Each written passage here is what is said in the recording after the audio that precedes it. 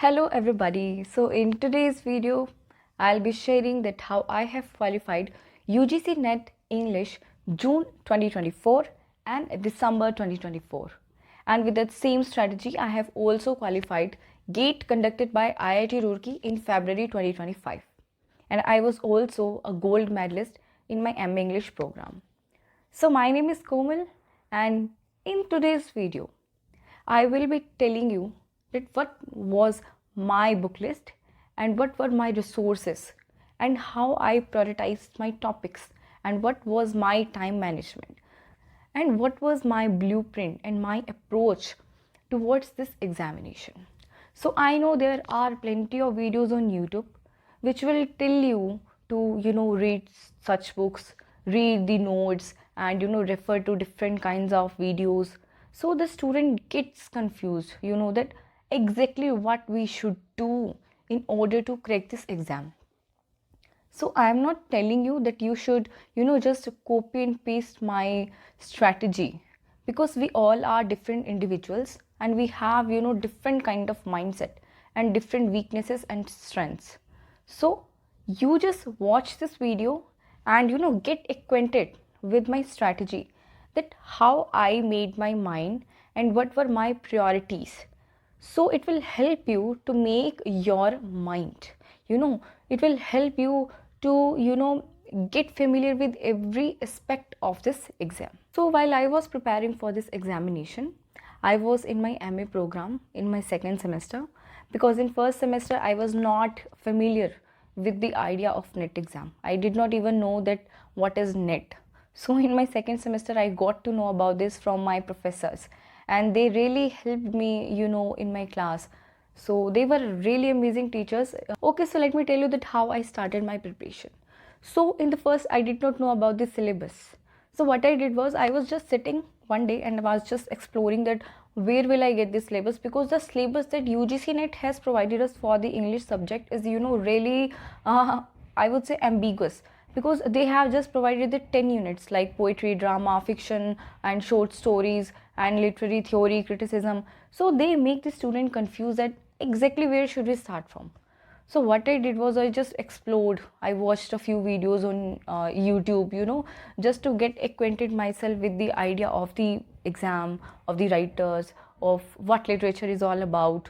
Then I discovered one day about Arpita ma'am's website, and in that website we have a list of different authors, or we can say different important works that we need to do in order to get 60% in this exam. So I copied that list. I will show you. I just took A4 pages like this and I wrote all the writers' names. So this is just for the British literature, and this is for this British literature only that I followed that website.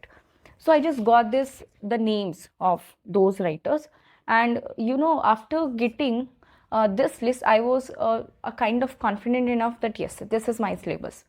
And just to make sure that I do not get distracted, or I do not trust any coaching site religiously, I just cross checked also.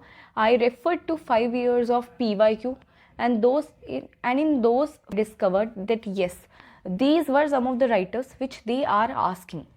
So what I did, I just kept myself fixed to these writers, and for instance I was and for like 3 months I was just completing these writers. In the first, I was just searching them on Wikipedia. If there is, for instance, Geoffrey Chaucer, then I would just write Geoffrey Chaucer Wikipedia, and I would just go to that article. And in that article, I would write the most important facts and information about the writer, and then we'll go to the bibliography part. And from that bibliography, I will see the chronology. And I was also in my MA. So in my MA, I had a good syllabus, and I covered those works in my MA also. And whenever I got free time after covering my MA syllabus, I would just sit and prepare for this NET exam. So that is a very general overview of how I went about this. So for British literature, I told you that I referred to these writers. It took me like 2 or 3 months to cover these writers only, because they are so lengthy and that is the most important portion of English exam, I would say, because British literature covers like 29 or 30 questions, so it should be your priority. Let me just show you that how I made my notes. For instance, you can see this register, so this has some good volume, and what I did was I just for instance, I'll show you, this is the notes of Samuel Butler. So on Wikipedia, I searched Samuel Butler Wikipedia, and then I wrote the most important points related to the writer. And then I went to this bibliography, and in that bibliography, I discovered that yes, Hudibras is one such important work that UGC NET is asking.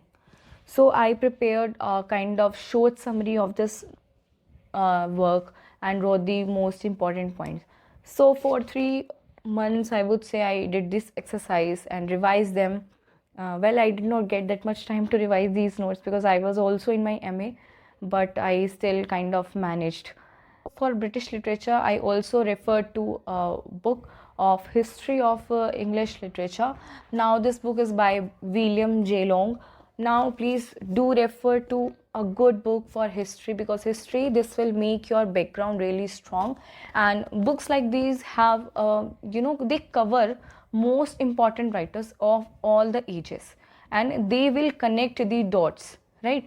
So there are various books in the market like David Deutsch's, we have Albert Elby and Routledge. So there are many books.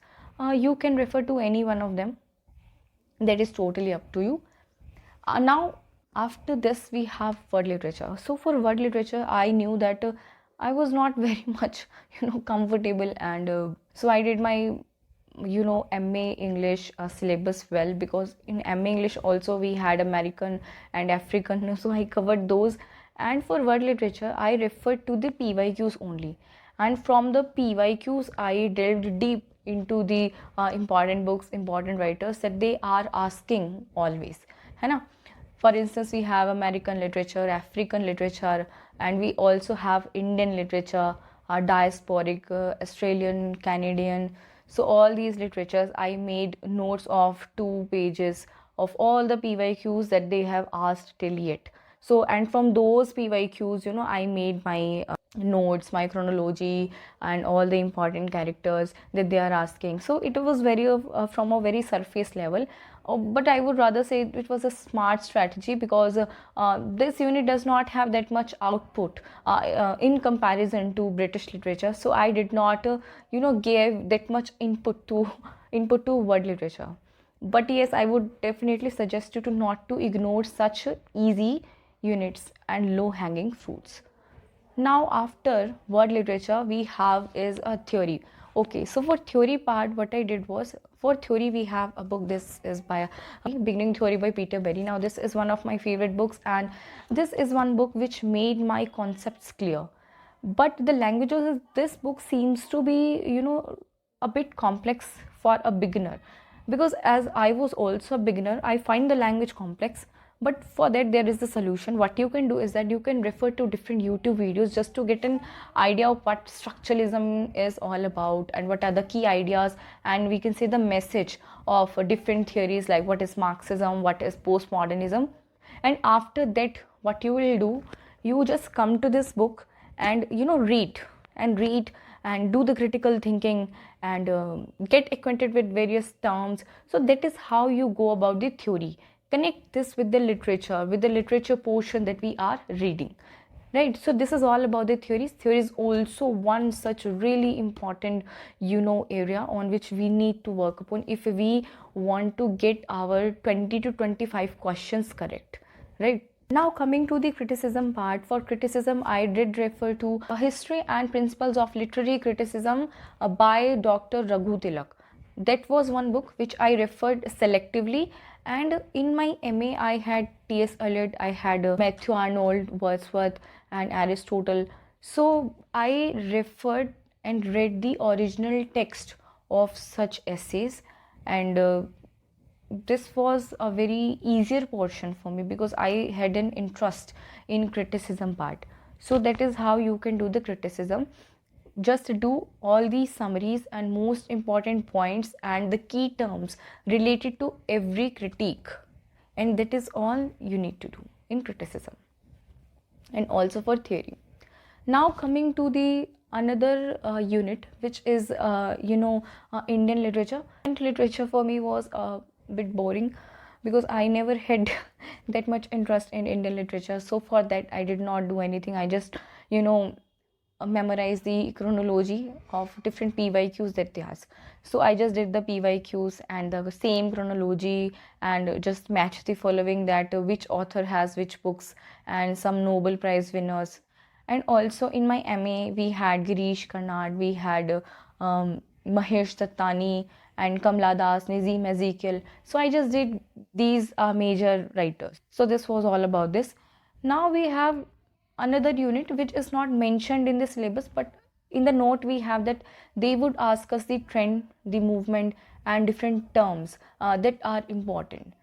For that we have this book. This is a glossary of literary terms by M.H. Abrams. Now this is a kind of holy Bible. If you are from English literature major or you want to know about English literature or word literature in a very comprehensive way, this book is a dictionary.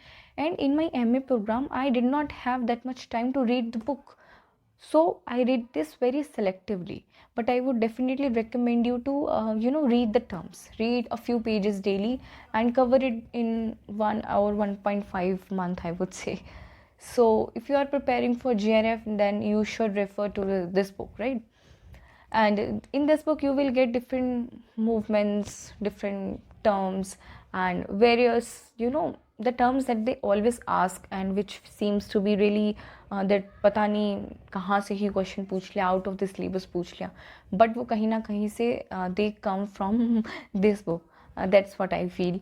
And now we have another unit which is our research methodology.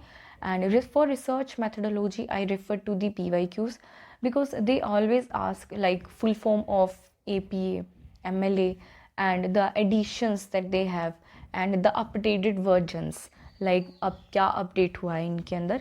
So they always ask these kind of questions and some terms like what is bibliography, what is symposium, seminar, what is conference, what are articles and what is abstract, and the ethical consideration in research methodology. All these terms we have to refer in research methodology. Also you should know about the pattern of MLA and APA and whether they are meant for humanities or science background.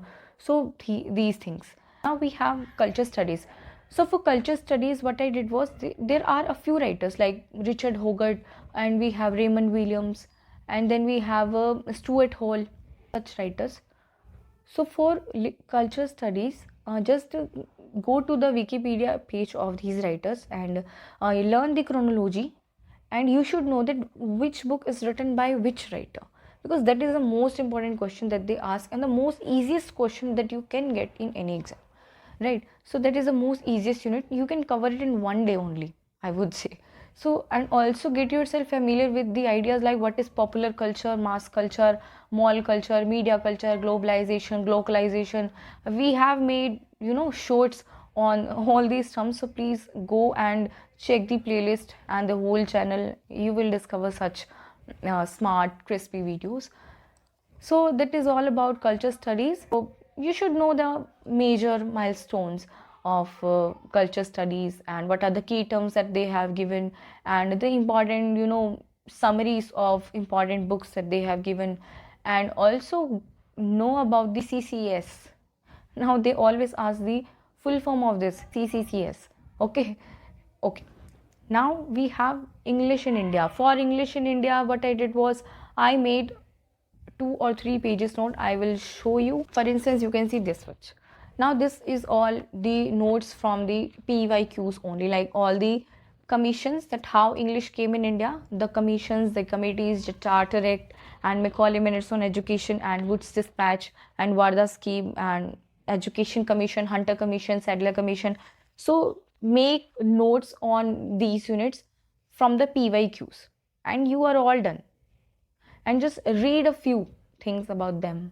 Just go to a little depth and cover all the PYQs of such smaller units and you will be good to go. Now we have another unit which is linguistics. For linguistics also I did the same. I did not have linguistics in my MA. That was a kind of unit which always, made me feel underconfident. So what I did was I just prepared my notes from the PYQs only. So from PYQs, I wrote down that they ask what is, syntax, semantics, and morphology, and phonetics, phonology, pragmatics. So in linguistics, we have what is prosody and inflectional, derivational, suffix, and they also that who gave different kinds of theories in linguistics. So say they do ask sometimes all these things and who gave such and such methods. They also talk about what is morpheme and creole, pidgin. So all these terms, just made 2 or 3 pages notes from the PYQs and you are good to go. And whenever you feel that no, I am lacking in such topic or in such term in any area of the exam, just go to the Google and ask Google, ask ChatGPT, and do the hard work. So because there is no shortcut for the hard work. And the other thing which I wanted to tell is that get familiar with the language of literature. Now what do we mean by language of literature? So we have different sites like Wikipedia, we have Spark Notes, Great Saver, and different like lit charts. But it is always a better idea, to read the poem, read the novel, to read the drama itself. I am not saying you that cover the text whole, but just to read a few pages daily, like 2 or 3 pages, so that you do get familiar with the language of literature and you will make a good literary vocabulary. This will also help you in your reading comprehension, or we can say in the passages of poems, right? So that is how you will upgrade your skill of reading and writing, and they will help you subconsciously.